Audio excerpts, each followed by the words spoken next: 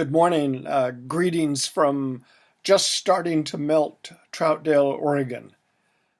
I hope you are warm and comfortable as we begin week 5 of Faith Living and Learning, our last week together in this part of your journey that you've let me join you on for a while. I really hope that you found this journey so far to be interesting and perhaps even helpful. I certainly know that kind of important, reflective self-discovery work that you've been asked to do is really important. And I've enjoyed engaging you and your work as well.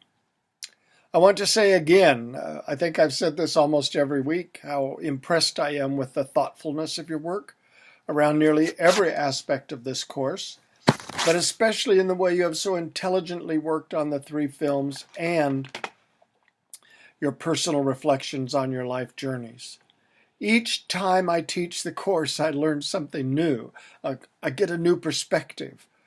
This time, the film discussion around the ideas of home and family have been really intriguing and given me a whole new lens through which to see these films. Thanks a lot for that. Week 5 is designed as a kind of big picture week. You've done a great deal of work, and you've worked well at doing it over the last 4 weeks. Week 5 is a time to ask and respond to questions like, so what? And now what? And in the light of this journey I've been on, that I continue on, how then shall I live? I think these questions really matter.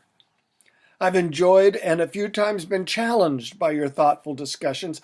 I'm especially impressed by how you've connected with each other and how affirming you are of each other's hard work. I'm eagerly looking forward to spending time with your ontology projects. Oh, by the way, I need to say this before I forget. Please be sure to take a few minutes at the end of your work this coming week to complete the EOCE. The end of course evaluation. The program needs your assessment, and I need your assessment. It won't take you long, but it really matters. So please do that. By the way, since I've joined you in sharing my maps, I want you to know that I'm including one of my life maps again. You'll see it on Moodle. It's named, so originally, Arthur's Life Map. This is my final map. The blue boxes are from my life events map, the red ovals are from my relationships map, and the red clouds I thought appropriate for my spirituality events. Believe me, there's a story behind every single one of those labels and names that are there. I'm also including my artifact. You'll find it also on Moodle for week 5.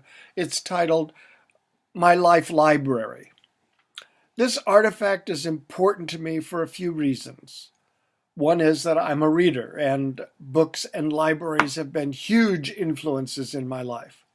They help me to understand, and even vicariously experience what I would never be able to experience in a lifetime.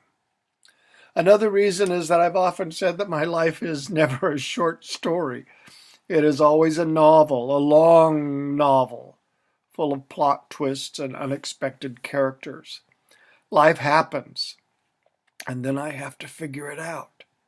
So I'm always reading my life, trying to make sense of it, or even attempting to force some kind of order on it, just like a library does through its various classification systems as it tries to organize a huge number of volumes. No library is ever complete. Maybe even the Library of Congress is incomplete. And neither is my life, and neither is your life. This particular section of my life library, is a fairly dark collection.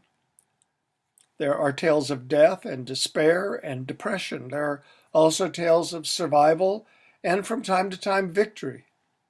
While the final volume is yet to be written and likely be written by somebody else on my behalf, it is also a collection of books that are about hope and faith in the face of despair and doubt.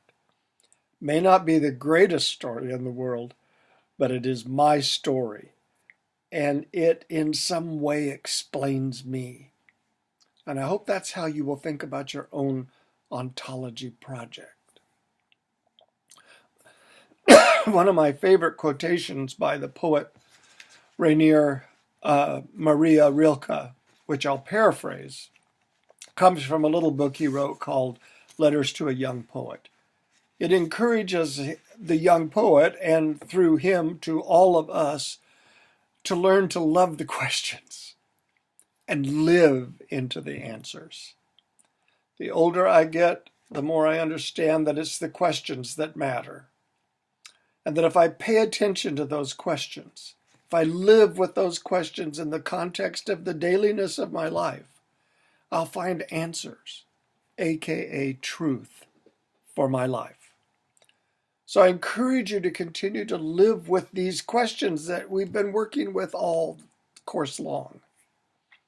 Understanding that today's answers will not always make sense tomorrow, and that growth will take place and new insights and understandings will emerge. Even those of you who have staked out a deep commitment to a belief system, as I have, will discover that faith understandings that were meaningful and important in one period of your life also need to grow and change in order to make those understandings continue to have meaning as the circumstances of your lives change. Well, we draw to an end on this journey, although there really is no end, is there? For me, that no end includes death. I mean, given my age, I'm closer to it probably than most of you, which we often think of that as the end, right? But I don't. In The Two Towers, the second of the three films and books from The Lord of the Rings, Gandalf talks about death as not an end, but a beginning. That's my affirmation.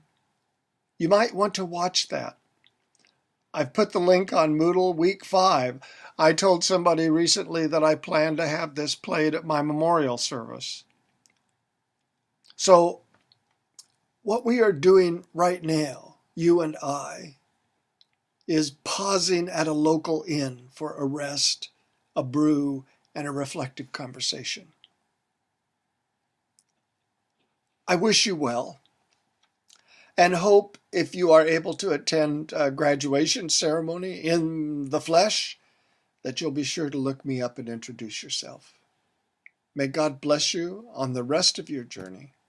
Take care and be well.